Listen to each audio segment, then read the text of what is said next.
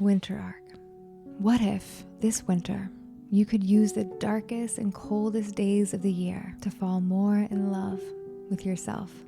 What if you could come out the other side, not only closer to the woman you desire to be, but softer, more rested, and more in love with life too? And what if the whole process could be marked by the embodiment of delight instead of the mindset of discipline? I know you. You're like me.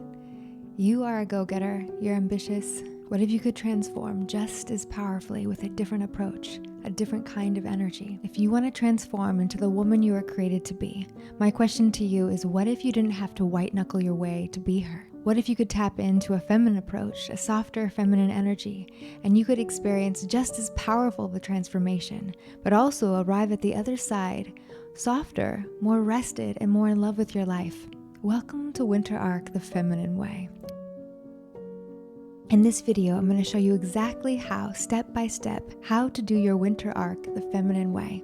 If you're on a path to becoming the very best version of yourself, and you're excited about learning how to use the longest, darkest, coldest days to bring you closer to the woman you want to be in 2025, then keep watching. There are 4 steps you need to know to help you make the very most out of the next 90 days. And it doesn't matter when you're finding this video, whether it's October, November, December, or well into the new year. Your 90 days start now. If you already have a plan for your winter, that's wonderful. Everything I teach you in this video will support your plan. It will help you take whatever plan you have for your 90 days of action, 90 days of transformation, 90 days to a new self or becoming her, and help you transform that forcing it, pushing it energy into something truly sustainable and life-giving. I believe that your feminine energy is the most powerful force, not just for your transformation, but for your sustainable success. And that's what we want, right? We don't want to just push it until we lose the weight or find the guy or make the $10,000 a month or whatever it is that your goal is. We want to actually become the woman who does those things and has those things with ease. We do things differently here. In this approach, you don't have to fake it till you make it. You also don't have to white knuckle anything. You get to experience the same level of transformation and results. But more than just what you get on the other side, you actually get to feel deeply connected to yourself and more at peace and proud of the woman you're becoming.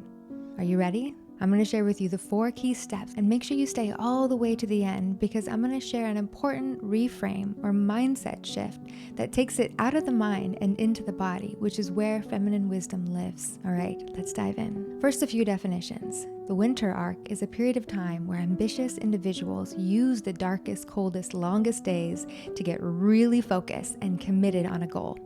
There's a lot of rules that sometimes comes with doing the winter arc, such as no drinking, no video games, no hanging out with friends, no social media, getting up at 5 a.m., working out at the gym every day.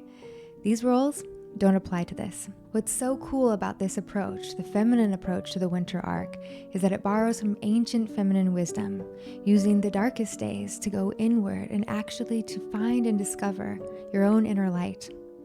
This is the season. This is the time. Nature has given us, all of us, an opportunity for deeper reflection, and that is step 1. Step 1, look, reflect, assess. If you've been with me for any amount of time, then you know how important the soft eyes practice is to just about everything I teach. And this is how we begin, with our eyes. We're looking at our life with soft eyes, eyes of love, to really look at our life.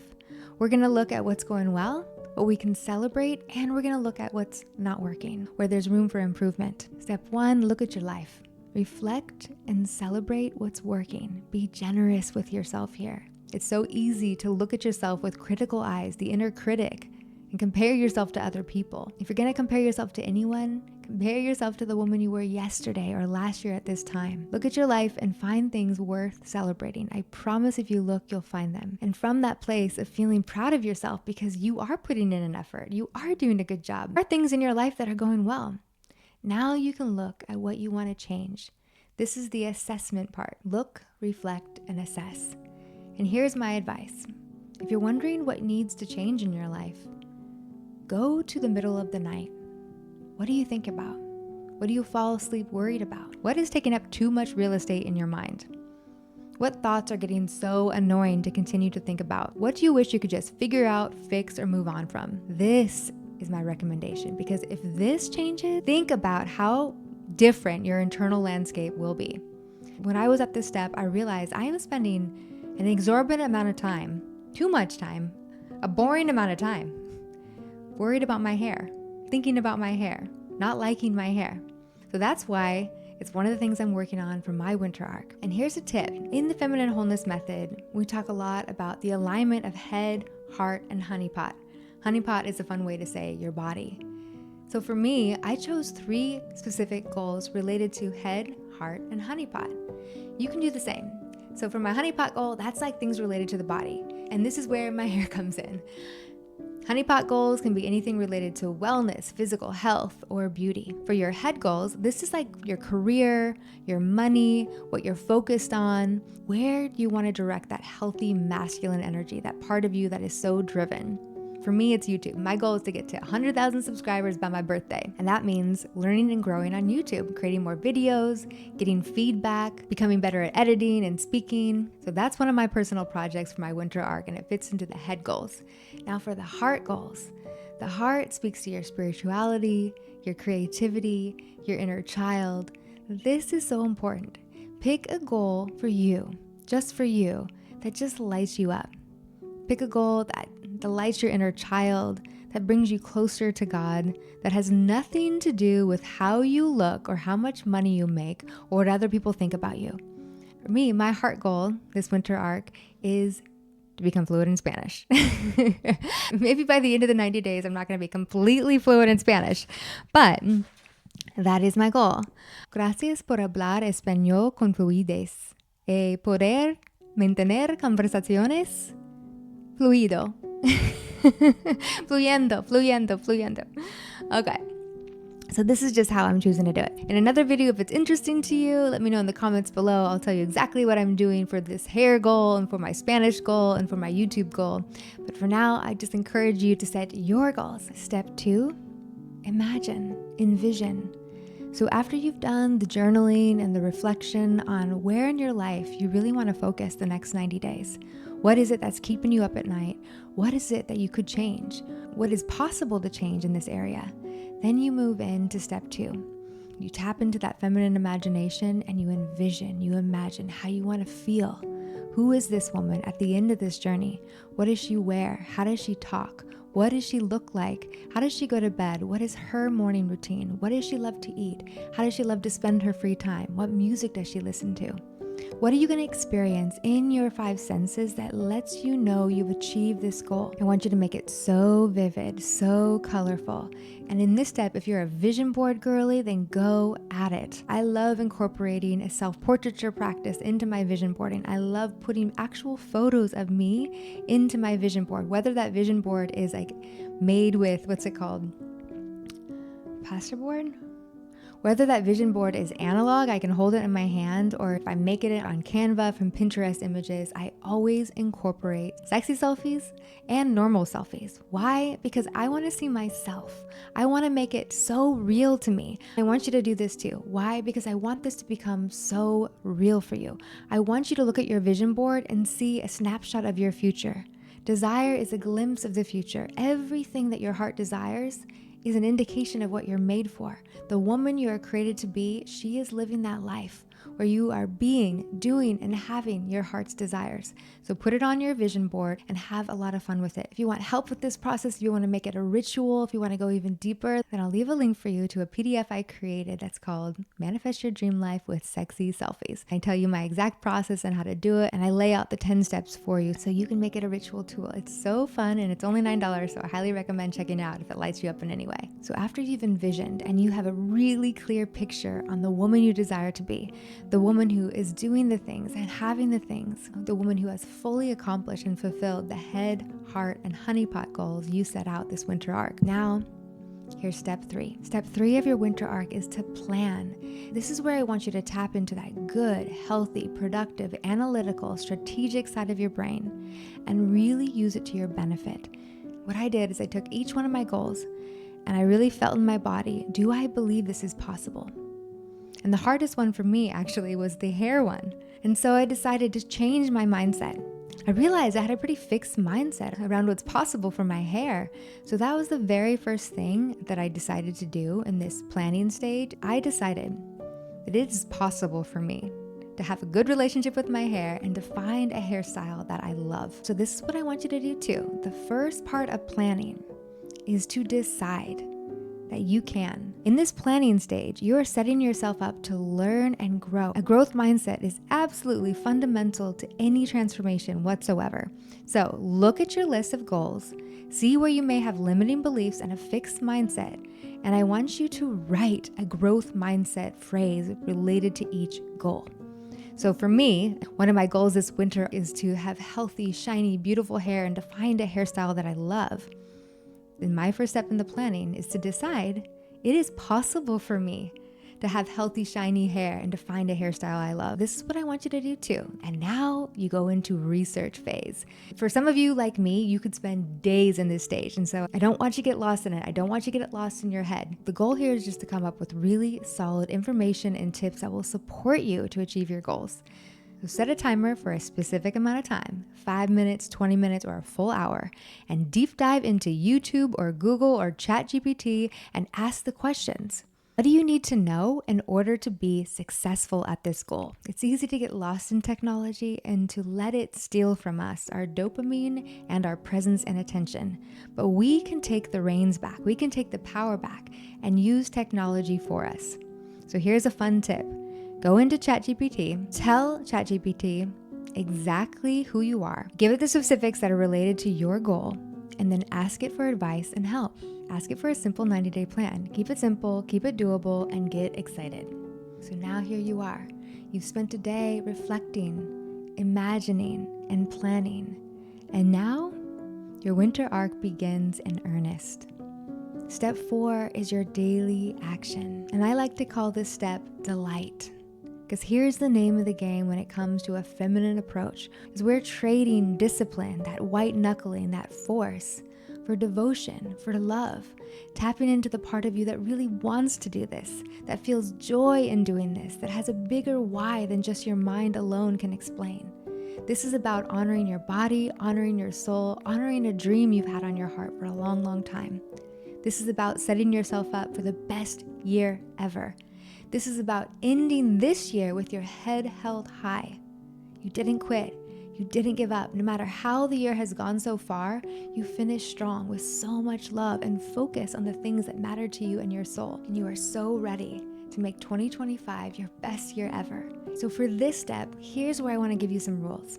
These rules are guidelines, and you can make them as strict as you want. They are here to support your feminine approach.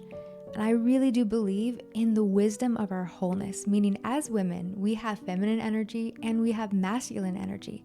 And when we consciously use our masculine energy to create a structure for us, our feminine energy can flow.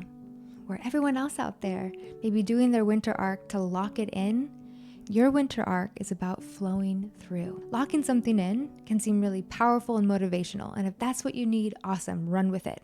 I love masculine energy, and I love tapping into it when I just want to go hard and be super motivated, but for me, it isn't sustainable.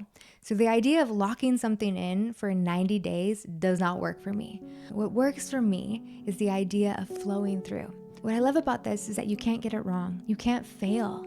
You can't mess up. It's just all part of life. If you've ever done the 75 hard or heard of the 75 hard, then you know if you miss one day, then it's back to the starting line. You got to start all the way at day 1. Even if you made it all the way to day 70, 74, and you failed in something, suppose you didn't do one aspect, then technically you got to go all the way back to the beginning. Locking it in is great for short bursts of energy or time.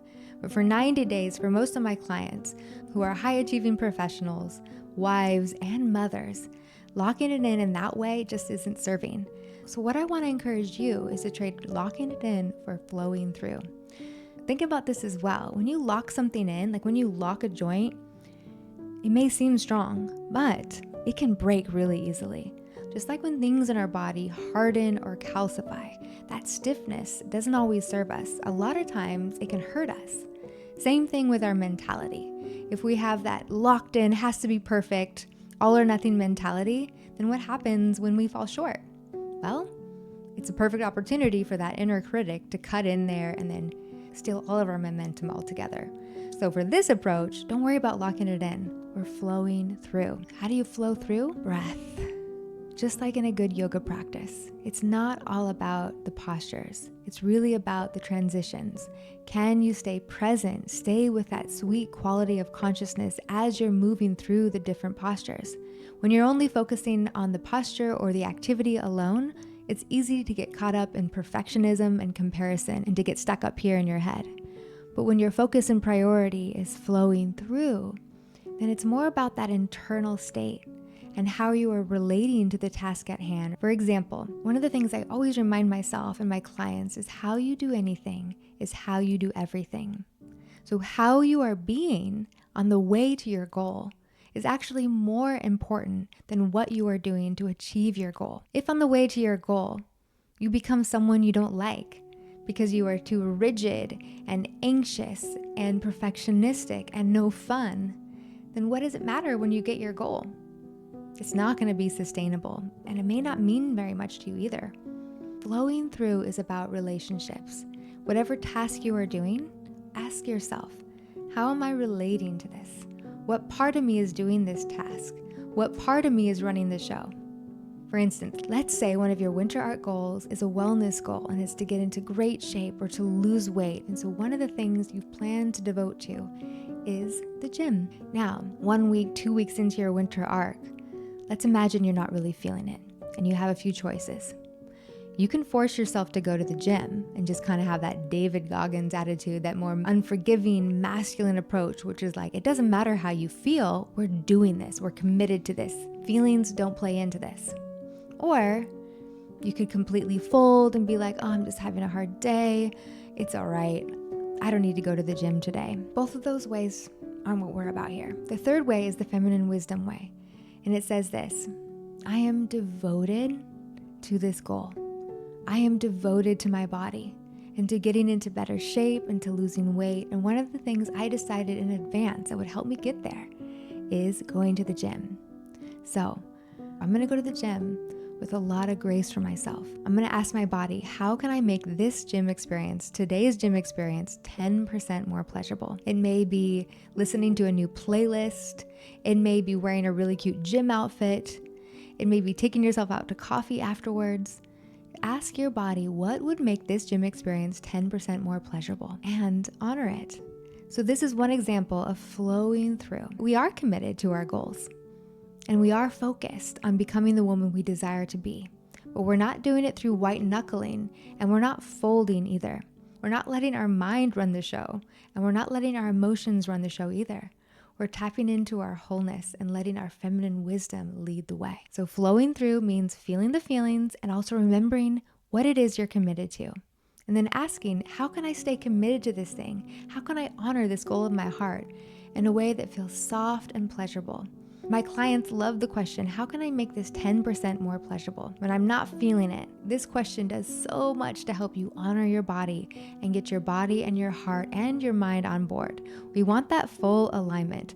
By the end of this winter arc, you are going to be so connected to yourself, so aligned to yourself, head, heart, and honeypot, the wisdom of your body, the wisdom of your spirituality, and the wisdom of your mind, your life experience, your strategy, everything about you that has helped you this far in your life. You're going to use all of that and respect and honor your body's needs and desires all the way to becoming the woman you desire to be, to embodying your soul in the world. All right, rule number 1 in this feminine approach to the winter arc is it's about delight. Delight. You can have anything you want if you can make it fun enough to have it, playful enough to have it, easy, pleasurable, and joyful enough to have it. And I firmly believe this. Gone are the days of white knuckling or forcing anything. On your way to becoming the woman you desire to be, the name of the game is delight. Delight. Synonyms for delight include joy, bliss, happiness, ecstasy, glee. You need to have a come to Jesus moment with yourself and be really real. Do these goals delight your soul? Would these goals, when you actualize them, make you feel more embodied at the soul level? Do they express an aspect of your true feminine essence? If you can't say yes to those 3 things, then choose new goals. Because the name of the game isn't to keep up with the Joneses, or to compare yourself to anybody else, or to compete with anybody else, or to be, do, and have to prove yourself to anybody else. This is about you. So that's rule number 1. Do it with delight. If you can't do it with delight, you're not doing it. It's not what the feminine approach to the winter arc is about. It's got to go. Rule number 2, trade discipline for devotion. Discipline is a beautiful thing, and there is a time and place for it. But what I've seen in my clients' life, they have no problem with discipline. They have been disciplined almost to a fault. They have been taught to be disciplined in a way that has led them to betray their body or their own soul, to dismiss or neglect or discourage what's going on in here. This is why we're trading discipline for something else.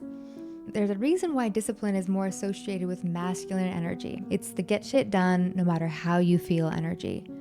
And there is a time and a place for it, but my guess is if you're like most of my clients, you are disciplined. You have achieved so many of your life goals. You're in your 40s and 50s and your life on the outside looks pretty dang good. But the name of the game right now, this is your era to go inward. This is your era to figure out who you are and what you want. You've achieved the ranks and the social status out there, and now it's about what's going on in here. So devotion. Devotion is the feminine energy counterpart to discipline. It leads to the same place, which is commitment to a goal. With the word discipline, there can be, see what my eyes are doing? They're squinting. It's hyper-focused. The energy can feel more intense and direct. With devotion, it's like the soft eyes practice. We enter into a completely different state of consciousness. With devotion, time opens up, time expands. Protect your time and carve out more margin at the beginning and at the end of each day. Don't get on your device first thing in the morning. Give yourself at least an hour before bed where you are hands-free, no devices. Devote yourself to seeing yourself as the woman you desire to be and find the practice that works for you, whether it's meditation, mindfulness, visualization, journaling, or subliminal messages. And the important thing is that you are filling your day with images that support this woman that you're becoming, the woman that you choose to be. Know that your mental health and your emotional health are really connected to your physical health. Eat intuitively, eat what your body needs, and consider not drinking for this time. Consider trading in your nightly glass of wine for a cup of tea. Get outside daily, rain or shine, and make the inside of your home super cozy. Buy yourself a new blanket, new candles, fall in love with a new self-care routine, a new skincare routine. As the days get darker, it's permission to take extra time to go inward, to just sit. Every hour of your day doesn't have to be filled with doing something. Sit outside, get bundled up, and just be with the night. Be with the moon, be with the stars, be with the winds, be with the rain. The feminine approach to winter arc is a way to not only finish the year so strong, it's a way to be proactive about seasonal affective disorder, if that's something that you've dealt with in the past. I know for me, growing up in Oregon, it definitely was. I had to learn ways to fight the SADs in order to get through the winter months. And this feminine approach to the winter arc is a beautiful way to combat the winter uglies. What are the winter uglies? I think you know exactly what I'm talking about. Just reflect on how you normally spend your winter months, where the hair grows out on your legs and your armpits. You maybe tend to wear the same thing all day long, especially if you work from home, like never really moving out of your PJs, never really getting yourself dressed up or ready. And you kind of figure, no one's gonna notice. What's the use? But you forget that the most important part of self-care and beauty is for you. Delighting in it yourself, getting adorned with jewelry and makeup and doing your hair because it makes you feel good. The winter is a perfect time to make beauty your hobby. Have fun learning all the DIY stuff you can do from home, like hair masks and face masks and stuff. Fill your home with music, with decorations, whatever it is that makes you feel so delighted. That's the name of the game. The feminine approach to the winter arc is delight. You have your goals. You have your goals for beauty and wellness. You have goals for your business or your career. You have goals for your heart and your spirituality. Remember, at the end of the day, the most important part isn't what you do, but how you are doing it. It's not about perfection. It's about flowing through. It's about choosing that softness, choosing to be in relationship with yourself in a way that is life-giving and generous. It's about reminding yourself what it is you're devoted to and recognizing the parts of you that tend to slip into blame, shame, or giving up, and choosing to honor yourself instead. This is how you're gonna flow through the next 3 months so gracefully, and it's gonna feel so good inside. And you're gonna emerge ready for the new year, not only more prepared than ever to meet the new year and all the new opportunities that come with the new year, but to fully embody the woman you desire to be. That's the name of the game. Embodiment is manifestation. And here's your opportunity. This is your invitation. I'm excited. I'm Morgan D. Cecil. Thank you so much for being here with me. See you in the next video.